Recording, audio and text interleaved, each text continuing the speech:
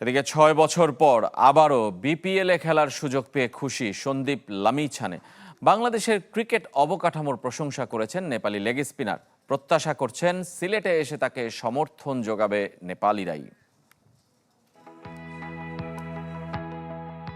ছোট দেশের বড় তারকা নেপাল ক্রিকেটে সমৃদ্ধ না হলেও সন্দীপ লামিছানের তারকা খ্যাতি বিশ্বজোড়া। ফ্র্যাঞ্চাইজি ক্রিকেটের দৌরাত্মে আইপিএল থেকে বিগ ব্যাশ সবখানে তার বিচরণ। ৬ বছর পর খেলতে এসেছেন বিপিএলে। সবশেষ ২০১৯ আসরে ছিলেন সিলেট সিক্সার্সের অংশ, আর এবার রাজশাহী ওয়ারিয়র্সের। Cricketing culture is getting better here.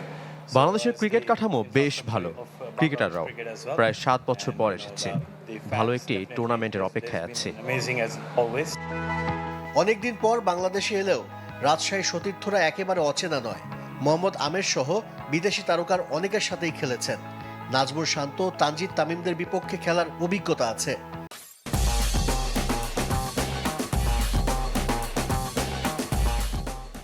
সতীর্থদের নিয়ে আশাবাদী Sandeep Lamichhane.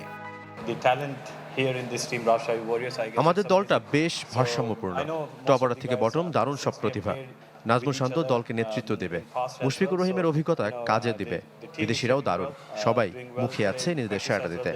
They all, give everything. বাংলাদেশে নেপালির সংখ্যা কম নয়, যদিও তাদের বড় অংশ ঢাকায়।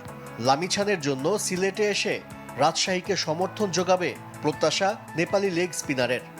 Wherever the Nepalese play, they go and play for their respective teams, and সম্ভবত তারাই সেরা সমর্থক। যেখানে খেলতে যাই তারা আমাদের সমর্থন দেয়, তাদের প্রতি কৃতজ্ঞ।